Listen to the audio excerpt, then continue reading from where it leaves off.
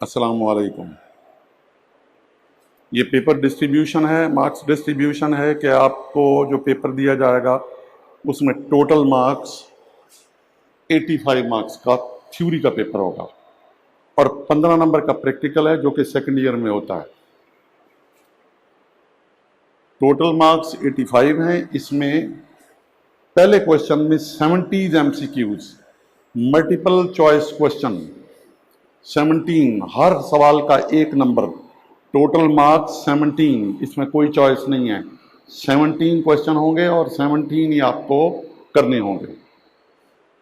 उसके बाद ये शॉर्ट क्वेश्चन होंगे, ये 3 क्वेश्चन होंगे और उनमें टोटल 33 शॉर्ट क्वेश्चन होंगे जिसमें से आपको 22 करने होंगे। हर क्वेश्चन के 2 नंबर, टोटल मार्क्स 44। और फिर उसके बाद लॉन्ग क्वेश्चन होंगे और लॉन्ग क्वेश्चन 5 में से 3 करने होंगे। चॉइस होगा यहां पर 2 क्वेश्चन का। हर क्वेश्चन के 2 पार्ट होंगे, एक ए और दूसरा बी। हर पार्ट के 4 नंबर होंगे। इसका मतलब है 3 क्वेश्चन 6 पार्ट आपको करने होंगे और 6 multiplied by 4 is equal to 24। यहां पर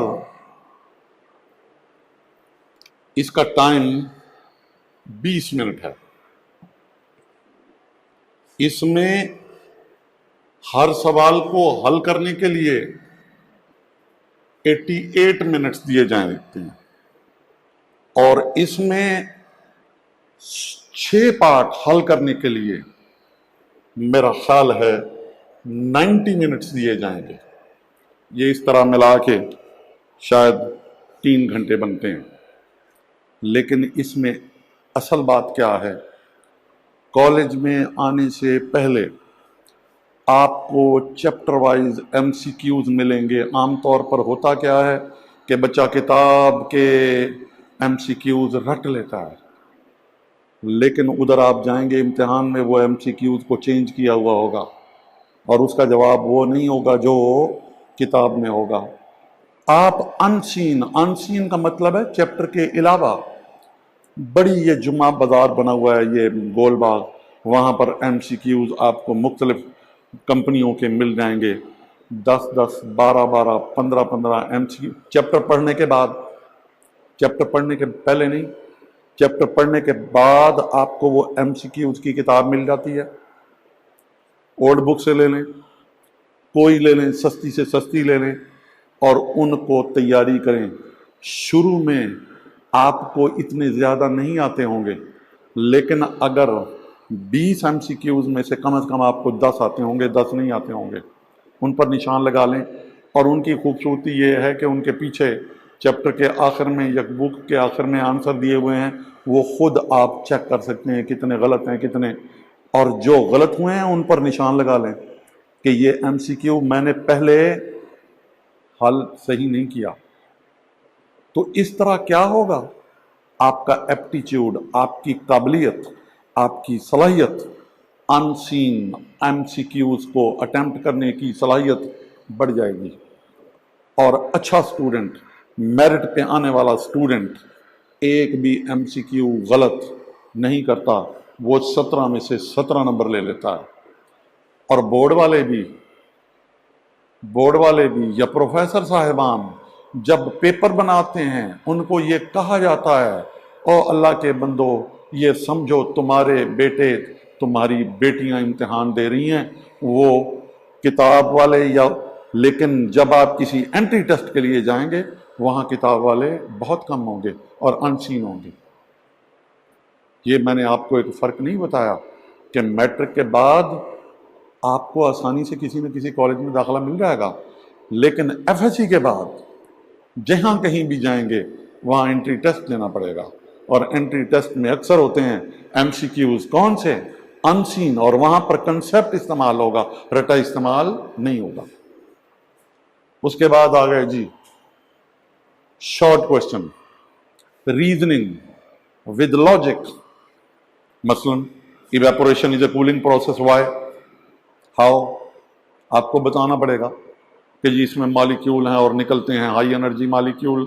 जब हाई एनर्जी मालिक्यूल निकल जाएंगे तो बाकी जो मालिक्यूल बचेंगे उनकी एवरेज काइनेटिक एनर्जी कम हो जाएगी, और average kinetic energy is directly proportional to absolute temperature. इसलिए इवेपोरेटिंग लिक्विड का टेम्परेचर कम हो जाएगा, इवेपोरेटिंग लिक्विड ठंडा हो जाएगा, और इर्द गिर्द जो चीजें पड़ी हुई हैं वहां इवेपोरेशन नहीं हो रही, उनका टेम्परेचर इवेपोरेटिंग लिक्विड की निस्बत ज्यादा है।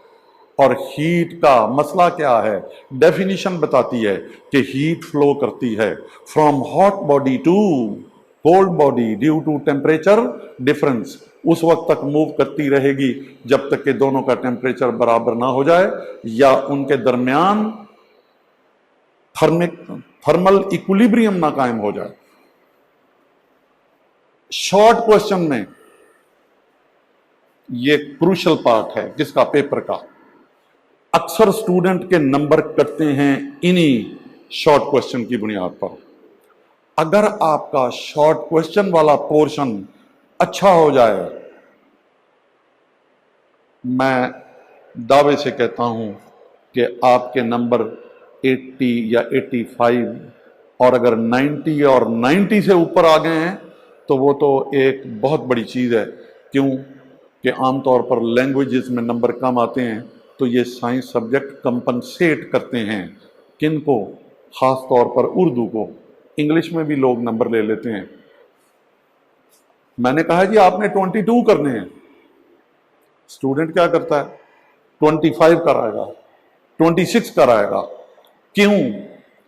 अगर उसका किसी शॉर्ट क्वेश्चन में नंबर पूरे नहीं हैं तो वो फालतू कंसिडर किए जाएंगे। कौन से कंसिडर किए जाएंगे? जिसमें उसके नंबर पूरे हैं, यानी हर शॉर्ट क्वेश्चन में नंबर 2 हो। और फिर आ गए जी क्या, लॉन्ग क्वेश्चन। और लॉन्ग क्वेश्चन के लिए मैंने आपको बताया कि अगर आपने थोरो स्टडी की है तो आपके लिए मैं कहता हूं दावे से कि ये कोई चीज़ मुश्किल नहीं है।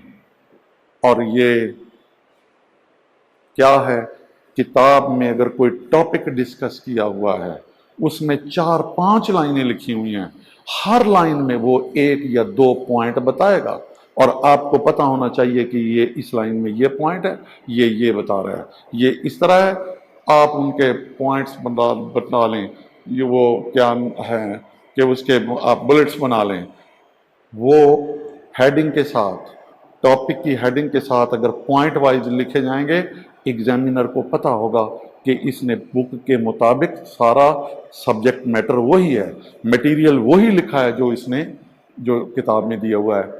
और आमतौर पर ऐसे स्टूडेंट को कि मार्क्स डिडक्शन नहीं होती, आपने फैसिलिटेट किया है किसको, एग्जामिनर को, इसलिए वो आपको मार्क्स भी देगा और दुआएं भी देगा।